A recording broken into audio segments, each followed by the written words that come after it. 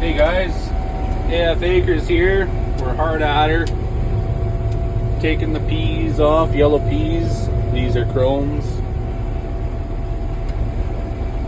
Some places they're standing real nice, some places they're 2-3 inches tall, but you know, that's just the way she goes some days. Got the Outback STX with a ESI 2 wheel for auto steering this R72 Gleaner.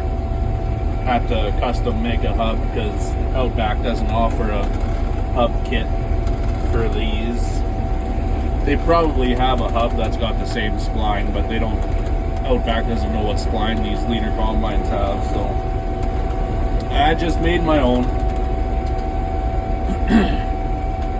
But yeah, they're dusty, filthy peas this year. Gotta stop and blow the windows off every so often with the leaf blower, or else you can't see. It's like 5% limo tint on the windows.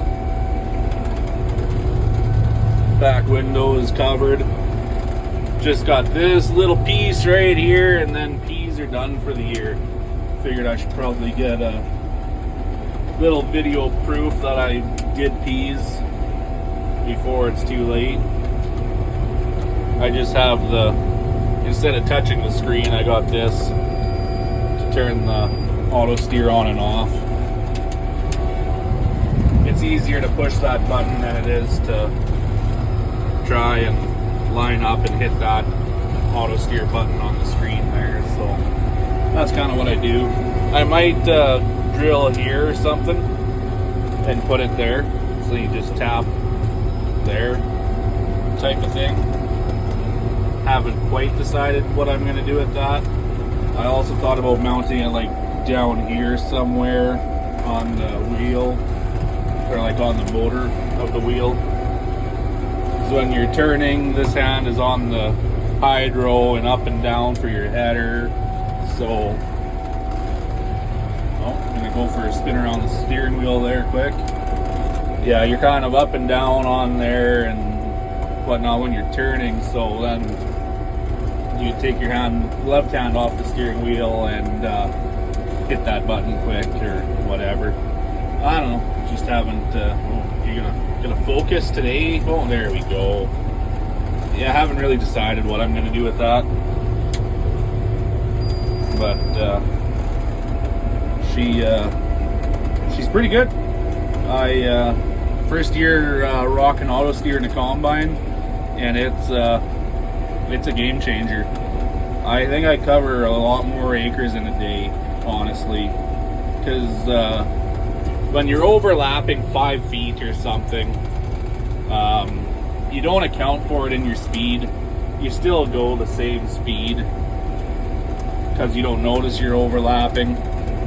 So at least this, I know I'm always taking 36 feet or 35.5 feet. I have it set up with half a foot of overlap, so like 3 inches overlap either side.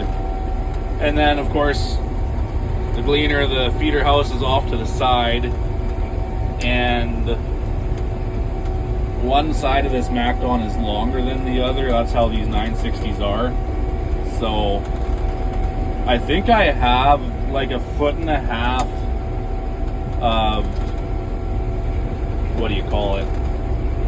I have it 1.5 feet to the right, offset, implement offset. So that seems to be right where she wants to be. Rolling along 3.5 to 4 mile an hour in these peas.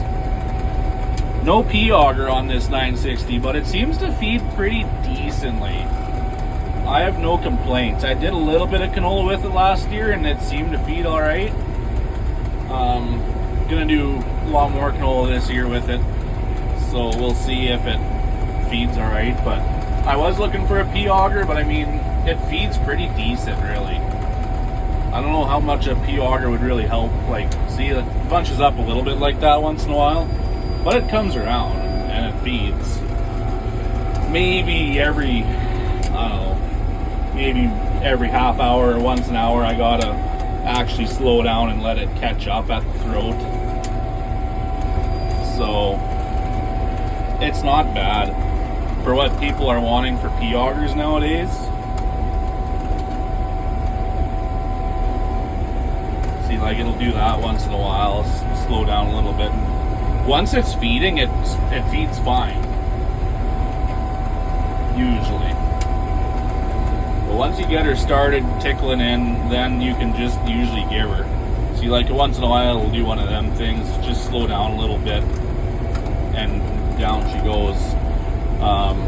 It's not a big deal that it balls up like that because these peas are really ripe. The plant just shatters as soon as it hits the rotor, so it's not a huge deal. As far as settings go, I'm running my cylinder at about 250 RPM. My concave is at 8 on that gauge thing. Whatever that translates to in inches, I have no idea. I'm not cracking any peas and they're dry. They're about 12-13% moisture, so they're dry, but I'm not cracking any. Top sieve like around that 3/4 inch and bottom sieve around 3/8 inch or so, kind of give or take. And then wind is 5. Usually I have the wind wide open on peas, but I'm finding I don't need that much wind with these, so I've been just keeping her at 5. For those of you that don't know, Gleaner fans have they're just one speed, and then you set the airflow with this, if it'll focus. It basically opens and closes a damper to allow more and less wind through. So they're a solid, not a solid, they're a one-speed fan, not a variable speed like most other machines. But yeah, slow but sure with these peas. I'd like to figure out a different rotation. If I could get rid of peas out of my rotation, I would. Because they're not fun. They're a lot better since I put the lifters on this header. I did that last year because the peas were really lodged. And that helped scoop them up quite a bit. Seems to help. But yeah, the plan is to finish these peas tonight, maybe switch into some wheat tonight yet, and go from there. If anything else interesting happens, I will bring you guys back. Catch you later.